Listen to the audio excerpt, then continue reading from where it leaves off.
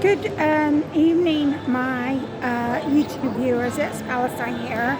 I'm making a video because I'm sitting in the Oracle Shopping Center in the town I live in. And the reason why is because I had to pick up my prescription. But whenever I picked up my prescription, I asked the gentleman if they were going to order for me next week, and he just kind of grunted and walked off. I don't think his customer service is that good. So now what I have to do, because he didn't give me an affirmative reply, tomorrow I have to ring Boots and I have to see if they're going to order for me next week, because I have to have my prescription every week because I'm not trusted. So I get my prescription every week.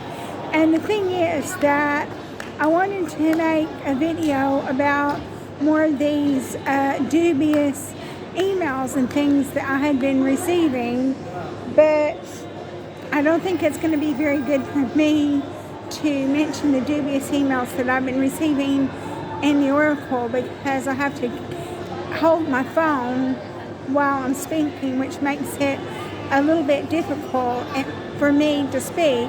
So I think that tomorrow morning I'm going to go ahead, or maybe Saturday morning, go ahead and make a video about some more of the dubious email messages that I received that sort of were detrimental to my life. I think it probably was fake emails. I think that they really didn't come from the people that they were claiming to come from. I think it was catfishing, that they had hacked into their account. But I don't want to go into any more detail about that here. But one thing that I will say is I'm talking about mental health, because obviously because of the abuse and the stalking and the catfishing and the gaslighting, I was given a diagnosis of a mental illness. And so basically, there's this lady on LinkedIn and Facebook, and her name is Dr. Jessica Taylor. And she's firmly believes, and she says that quite often women who have been abused get gaslit and told they're mentally ill when they report that abuse. And that's exactly what happened to me when I reported the abuse that I was being subjected to. I was just told I was mentally ill. And so I've been given a diagnosis of a mental illness, even though nobody ever investigated my complaints.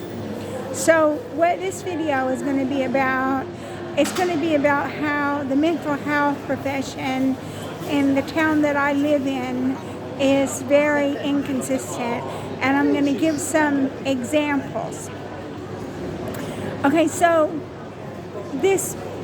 what the mental health profession and the town that I live in, they won't section people who are a danger to themselves or others, but they sectioned me when I didn't do much of anything at all. I got sectioned twice. The first time was because I wrote a letter to David Cameron, and I've already discussed that. And then I got sectioned the second time because people were saying things about me, and I didn't do much at all, but I got sectioned for that. So those were the two times that I got sectioned. And now I'm going to talk about people who I know. One of the people I know of, and another three of the people I know personally. Okay, so one person that I know personally is a woman, and when I knew her, she smoked, drank, took drugs, had a baby out of wedlock when she was only 16 or 17. I think she got pregnant when she was 16 and she had the baby. She self-harms, and now she's in, last I heard, she's in a same-sex marriage. And I don't have a problem with people in same-sex relationships because people in my family are either homosexual or bisexual, one of the two. So I don't have a problem with same-sex relationships, but it does actually indicate that there is a problem.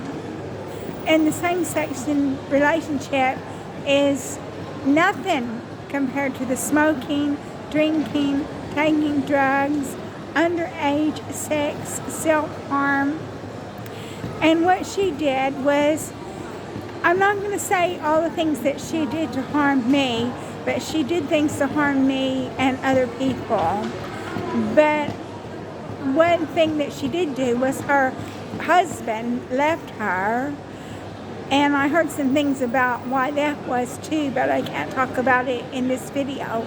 And then after the husband left her, the husband said that it was because she wanted to live the single life, and she was self-harming, which I already knew that, and she was taking drugs, which I didn't know about the drugs, but yeah. And so she said she was going to do something on a freeway in the town that I live in, and it was going to be on top of a bridge. And I'm not going to say exactly what she said she was going to do because I don't want to get kicked off YouTube. She didn't get sectioned. She had her children removed from her care, but she didn't get sectioned. And then the next person was somebody who I know personally. I met him at a place called Your Way, which was run by Together. And basically he was feeling really bad mentally. So he went up to the very top of the car park of the shopping center in the town called the Oracle. But one thing that he did do was he rang the Oracle and he asked them, he said, would you clear the area? Because I'm going to do something. And then so basically when he rang the Oracle and he told them that he was going to do something, so would they clear the area? And obviously I know what it was that he was going to do, but I can't say that, what he was going to do, because I don't want to get kicked off YouTube. He got arrested and they took him to Prospect Park and they didn't section him. They just said it was a cry for help. But basically he did actually ask the Oracle to clear the area. You know, he was going to be responsible and asked them to clear the area so he would be the only person that was harmed. And the third person that I know personally, this is an incident that happened over the weekend. He got my boyfriend's telephone number off of him, so he was messaging my boyfriend, and he said that he was at the train station. One station he said he was at Paddington Station, and that's in London. And then another station he said that he was in West Reading, and he was going to do something. And I know what it was he was going to do, but I can't say it because I don't want to get kicked off YouTube. And so my boyfriend was concerned. So my boyfriend phoned the police, and the police weren't interested, you know. And then, so I think they told him to ring an ambulance. So my boyfriend rang an ambulance and told the ambulance that he was going to do something in front of a train at the train station. And so I think that the ambulance rang the guy and talked to him. And I think that the guy decided that he better not tell my boyfriend what he was going to do anymore, because my boyfriend would just tell the authorities. So this guy has just pretty much ghosted my boyfriend. He's not communicating with him anymore. But I just told him, I said, you did the right thing. I said, this guy's just attention seeking. You did the right thing. He put himself and other people in danger. And you did the right thing by telling the authorities. Even if he doesn't want to be your friend anymore, that's okay, because you don't need to have a friend like that. And then one thing that happened is yesterday we were at a handout and this guy was saying you need to feel sorry for these people. Yeah, you can feel sorry for them, but these people need professional help, and we can't give professional help. We have to ring the authorities and let the authorities give professional help. And then the fourth incident is not somebody I know personally, but somebody I know of. And he goes to this autistic support group. And so he was crying, and he's also an alcoholic. And he's been fired from 2 jobs because of his alcoholism. And now he's got another job in Bracknell. And I don't know how he's going to keep that job because he's an alcoholic and he's not doing anything about his alcoholism. And his friend that told me about it is an apologist, and he just says that he's a functioning alcoholic, but I don't think he's going to hang on to that job for long as he's continuing to drink. And then so basically one time he was in a bad mood and he was crying and everything. So again, he said he was going to do something to himself. And so my friend, he went and told the lady that's in charge of this support group what was going on. And so the lady rang the police. So the police went and tried to make a welfare check. And then the guy hid behind the couch. He wouldn't answer the door. And he hid behind the couch when the police came around several times. And then so the lady in charge of the group asked my friend to ring him. So my friend rang him and he said, "You're going to have to speak to the police because you're just wasting police time." So this guy finally spoke to the police, and then again, nothing was happening. So we've got 4 instances where people were going to do something harmful to themselves or other people, and they were not sectioned. And me, I didn't do anything. I just wrote a letter to David Cameron, and then I didn't do much of anything at all the second time. I just put something on a step. That's all I did, but I'm not going to say what it was. But anyway, I didn't do much at all, and I got sectioned 2 times for the tiny little bit things that I did. And then I've just given you 4 examples of people who are harming themselves and others, and they're not getting sectioned. And that's just an example of how inconsistent the